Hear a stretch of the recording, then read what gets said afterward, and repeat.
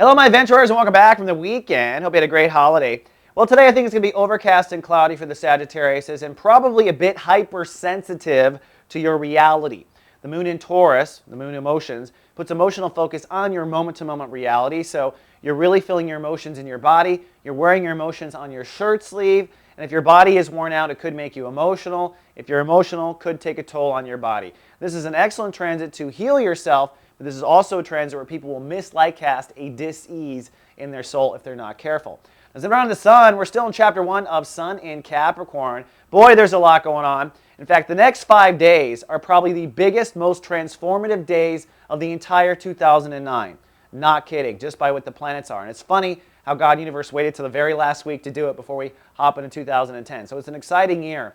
Now, over the holiday, I said, one little piece of your soul capital, one little piece of something in your soul that keeps your self-confidence from being high or your self-esteem from being high, one little piece needed to go. And you probably witnessed it over the holiday season with your friends and family. Now, that might have left a big gaping hole in your awareness. Like, oh, this needs to go, but I'm not sure what needs to replace it. Well, that's what this week is about. We're going to replace and replant something in your self-confidence, something in your self-esteem that will grow into productivity and abundance. In fact, over the weekend, Mercury went to retrograde. Now, Mercury retrograde means that we'll be rethinking something. That's what Mercury retrograde is. Let's look at this again. Let's examine this again. Let's read this contract again, says Mercury retrograde. And that's why they say don't sign contracts in a Mercury retrograde, because if you haven't read it before and you sign it for the first time in a retrograde, you haven't seen it in its full perspective.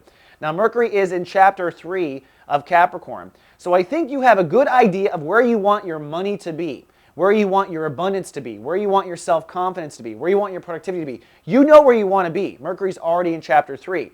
But as it moves backwards, back through Capricorn, you need to rethink from your future point all the way back to your present. Okay, so you know where you want to be, so let's take a step back, take a step back. And as Mercury moves back a degree after degree, we're going to rethink from that end point back to where we are.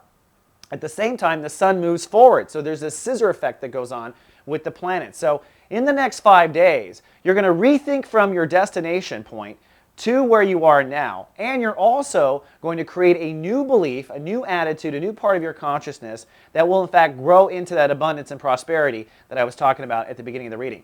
Now today, Neptune is ruling the day, by the way, which means it's an excellent day to meditate. And we just happen to have a new episode of Julie Zipper's Meditation Vibration live today. This is her first episode since her Christmas hiatus. She will be going deep on the Capricorn vibration. So if you need to meditate on what's going on with your soul capital, check out Julie. She's everywhere Soul Garden streams.